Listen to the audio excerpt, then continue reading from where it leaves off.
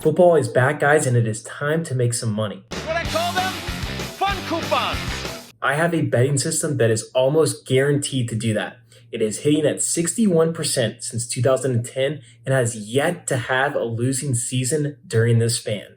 But before I get to that, I'm going to break down what a trend or a betting system actually is, how to identify and how to validate this trend, and then ultimately give you guys a system so you can cash in this year. Let's dive into it. Now, there's three major ways that we validate a trend.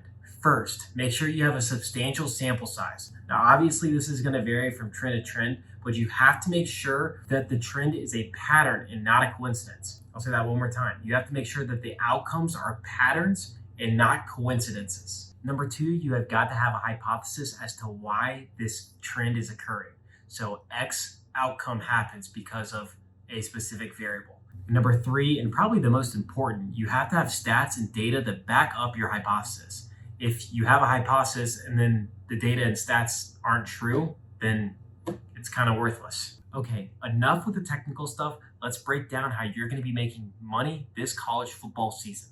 So the trend that we've identified that has hit 61% of the time since 2010 and has yet to have a losing season in that span is betting the total game under when the wind is blowing 18 mile an hour or more. Again, betting the under when wind is blowing 18 miles an hour or more at game time. So this trend occurs for a number of reasons. Number one, and obvious, it's hard to throw the ball downfield. Can't do it. So teams have to revert to the short and intermediate routes. Number two, because of this, teams and defenses know what the offense is going to do. It's more predictable and defenses play better.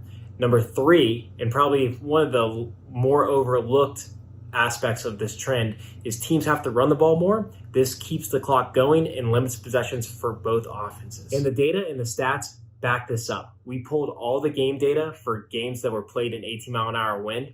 The passer rating, yards per pass attempt, and overall QBR were all down in this instance, as well as yards per rush. So there you guys go, an easy trend for you guys to start the college football season. And if you like this video, subscribe, give us a like, follow in, and let's cash all season long.